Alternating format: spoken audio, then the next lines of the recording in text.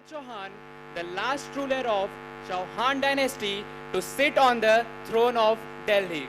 His love story with his enemies, Jaichand's daughter Sanyogita, is very famous. He rode off with her on the day of her Swayamvar. Prithviraj Chauhan expanded his empire.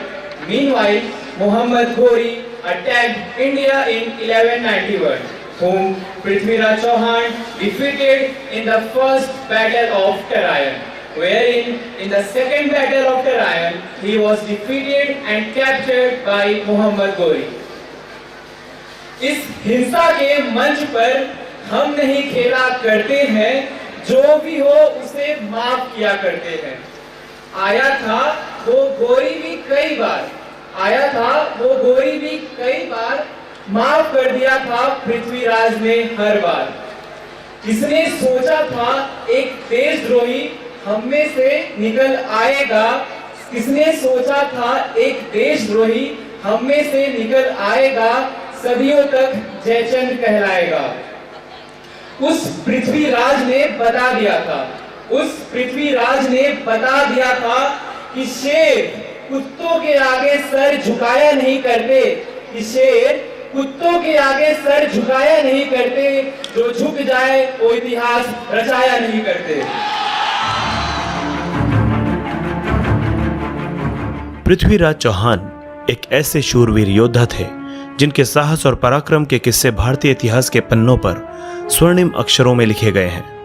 भारतीय इतिहास के सबसे महान और साहसी योद्धा पृथ्वीराज चौहान, चौहान वंश के क्षत्रिय शासक सोमेश्वर और कर्पूरा देवी के घर साल 1149 में जन्मे थे।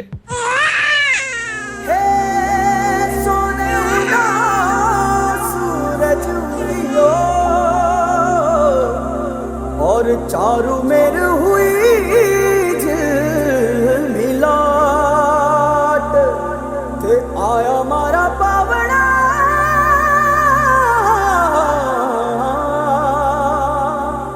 के स्वागत करावे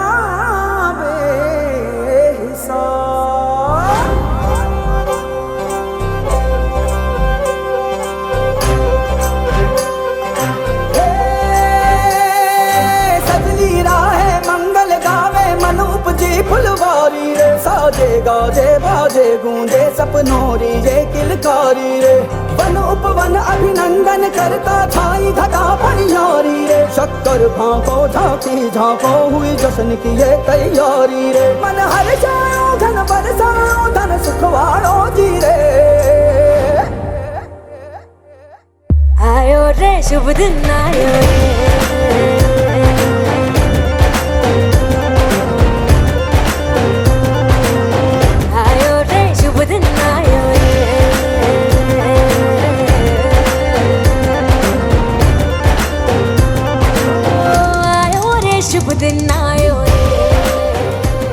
राजघराने में पैदा होने की वजह से ही शुरू से ही पृथ्वीराज चौहान का पालन पोषण काफी सुख सुविधाओं से परिपूर्ण अर्थात वैभवपूर्ण वातावरण में हुआ था। पृथ्वीराज चौहान बचपन से ही बेहद साहसी, पराक्रमी और युद्ध कला में निपुण थे। शुरुआत से ही पृथ्वीराज चौहान ने शब्द भेदी बाण चलाने की अद्भुत कला सीख ली थी, जिसमें वे बिना देखे आवाज के आधार पर बाण चला सकते थे और सटीक निशाना लगा सकते थे।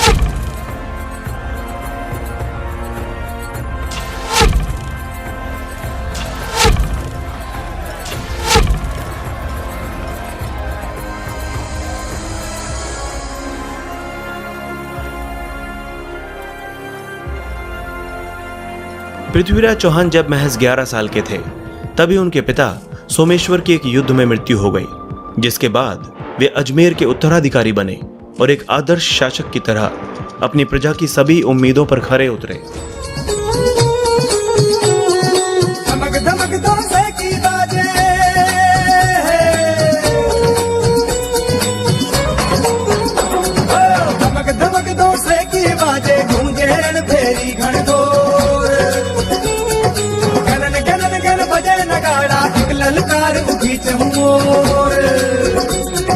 बड़े लड़ैया दिल्ली वाले हैं जगजीत वीर उमराए, हुक्म होई गवा सब लश्कर को रण की करो तैयारी जाए। ही सजन लगे पृथ्वी के घोड़े साज भय तैयार। हो जे सज गई चौहानन की चमक उठे हर बात यार। उच्च गगन का बादल लागा रण की बेला पहुंची आए। एक सिरोही भाला सज के मान कमान की लचकत जाए। घोड़े से घोड़ा टकराए पैदल से पैदल भिड़ जाए। चले सिरोही एक पहर तक खून की नदियां बहती जाए। मृत्यु देवता नृत्य करे और जोग जोगनी बनी कराल। धरती की है लाज बचानी समर महा होगा विकराल। पृथ्वीराज की शूरवीरता घर घर बनी देश की आन। पृथ्वीराज की शूरवीरता घर घर बनी देश की आन। रूप में दमके राम पिथोरा जो वीरों का वीर महान। धरती का योद्धा वो है पृथ्वीराज चौहान। वो है पृथ्वीराज चौहान। वो है पृथ्वीराज चौहान। वो है पृथ्वीराज चौहान। वो है पृथ्वीराज चौहान। वो है पृथ्वीराज चौहान। वो है पृथ्वीराज चौहान। पृथ्वीराज चौहान के अद्भुत साहस और वीरता के किस्से हर तरफ थे। वहीं जब राजा जयचंद की बेटी संयोगिता ने उनकी बहादुरी और आकर्षण के किस्से सुने तो उनके हृदय में पृथ्वीराज चौहान के लिए एक प्रेम भावना उत्पन्न हो गई। नजर जो तेरी लागी मैं दीवानी हो गई।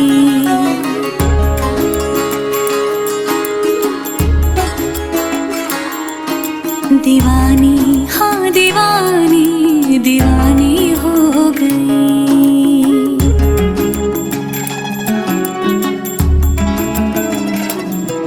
मशहूर मेरे इश्क की कहानी हो गई। जो जग ने न मानी तो मैंने भी ठानी। कहा थी मैं देखो कहाँ चली आई। कहते हैं ये दीवानी मस्तानी हो गई।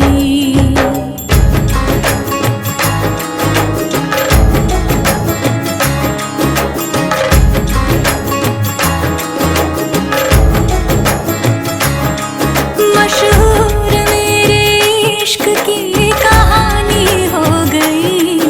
जो जग ने न मानी तो मैंने भी ठानी। कहा थी मैं देखो कहाँ चली आई। कहती है ये दीवानी मस्तानी हो गई। दीवानी हाँ दीवानी दीवानी हो गई।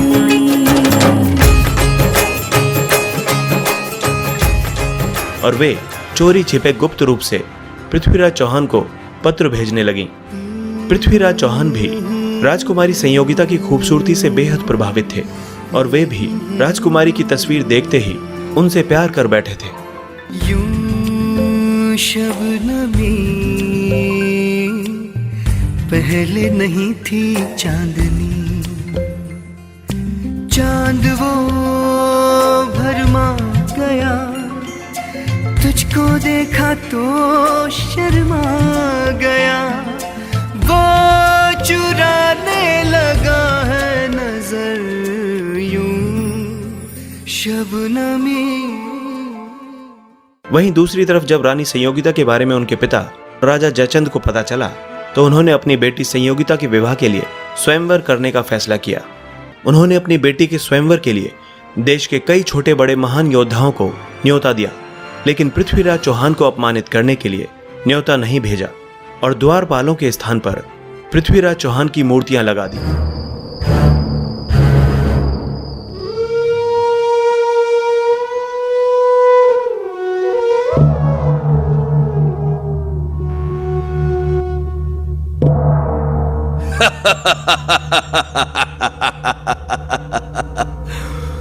आज हम बहुत प्रसन्न हैं क्योंकि आज हमारा राजसूय यज्ञ पूर्ण हुआ और आज भारतवर्ष के राज्यों के वीर राजा यहां हमारी पुत्री संयोगिता के स्वयंवर में पधारे हैं। हमारी पुत्री जिस वीर राजा को अपने योग्य समझेगी उसी के गले में वरमाला डालेगी।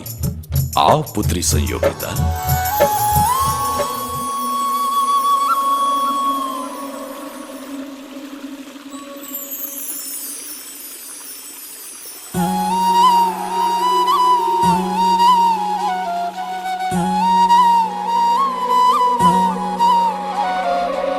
कौन है ये जिनके चेहरे पर सूर्य के समान तेज है? राजकुमारी जी, ये तो सिर्फ एक मूर्ति है। परंतु खड़ा तो स्वयंवर के पंडाल में है ना। मैं जानना चाहती हूँ ये वीर हैं कौन?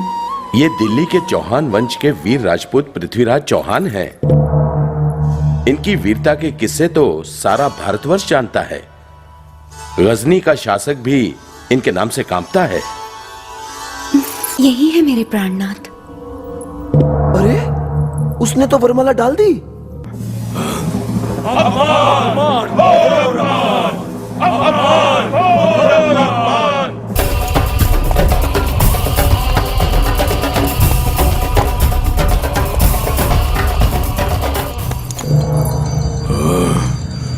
महाराज जयचंद, आपने हमारा अपमान करने के लिए हमारी मूर्ति यहां खड़ी की थी, परंतु इसी राजसभा में आज आपका अपमान हो रहा है। आपकी बेटी ने वरमाला हमारी इस मूर्ति के गले में नहीं, हमारे गले में पहनाई है, और अब मैं अपनी पत्नी को आप सबके सामने लेकर जा रहा हूं।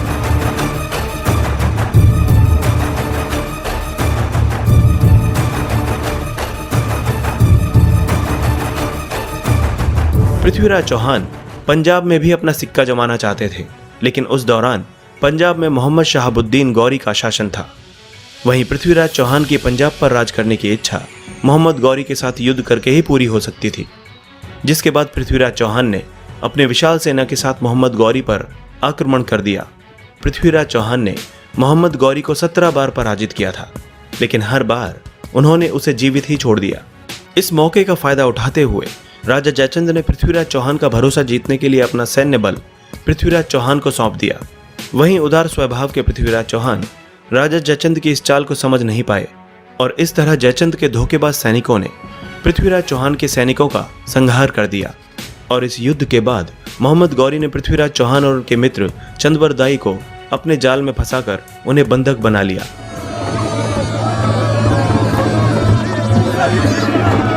शाबाश शाबाश सिपाहियों, लूट लो।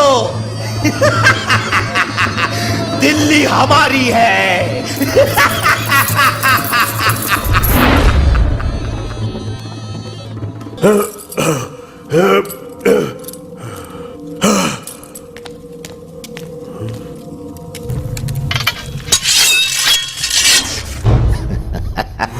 ये जो आंखें फाड़ फाड़ कर तुम मुझे देख रहे हो ना पृथ्वीराज, सबसे पहले तुम्हारी आंखें निकाल ली जाएंगी।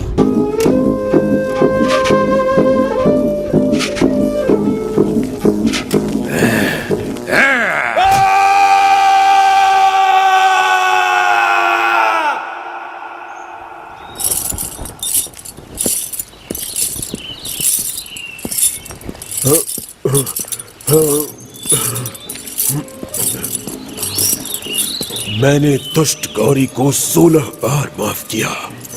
यही मेरे जीवन की सबसे बड़ी भूल थी।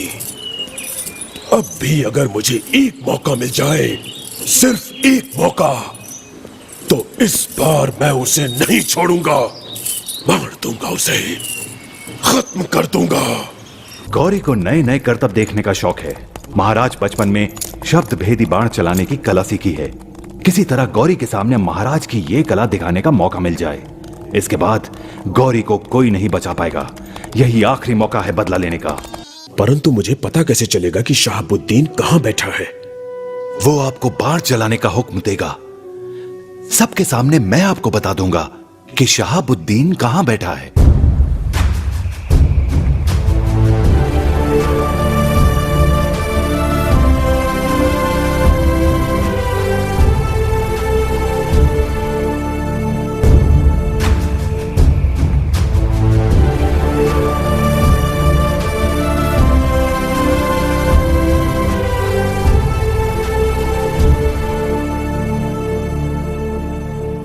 आपने भले ही पृथ्वीराज को हरा दिया, परंतु आपने अभी उनका एक करतब तो देखा ही नहीं। आंखें ना होने के बावजूद उनका निशाना इतना पक्का है कि वे सिर्फ आवाज सुनकर तीर चला सकते हैं, और उनका तीर ठीक निशाने पे जाकर लगेगा। नामुमकिन। आप स्वयं अपनी आंखों से देख लीजिए। ठीक है, पृथ्वीराज की मौत से पहले हम उसका यह हुनर भी देख लेंगे, और अगर उसका निशाना चूक गया तो याद रखो पृथ्वीराज के साथ साथ तुम्हारा भी सर कलम कर दिया जाएगा। मैं तैयार हूं। अब यदि आपकी आज्ञा हो तो क्या हम इस कला को दिखाने की तैयारी शुरू कर सकते हैं? आज्ञा है।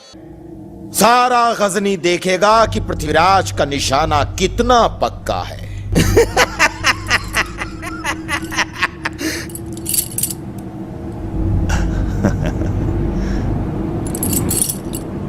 हो जाओ सावधान, अब आपको मिल गई कमान।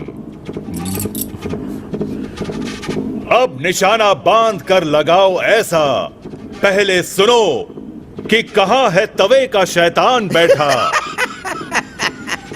4 बांस और 24 गज ऊपर है, 8 अंगुली की ऊंचाई पर सजा है। चूके ना निशाना तेरा तभी मजा है, इस पापी की यही बड़ी सजा है। महाराज पृथ्वीराज चौहान की जय।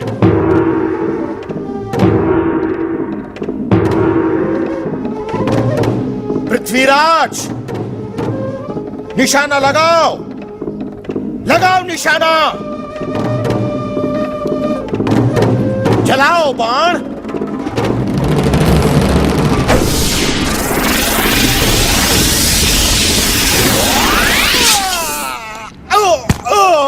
मैंने अपने अपमान का बदला ले लिया। जान जल्दी करो। मुझे क्षमा करना महाराज। इसके बाद पृथ्वीराज चौहान और चंद्रवरदाई ने अपने दुश्मनों के हाथों मरने के बजाय एक दूसरे पर बाण चलाकर अपनी जीवन लीला खत्म कर दी।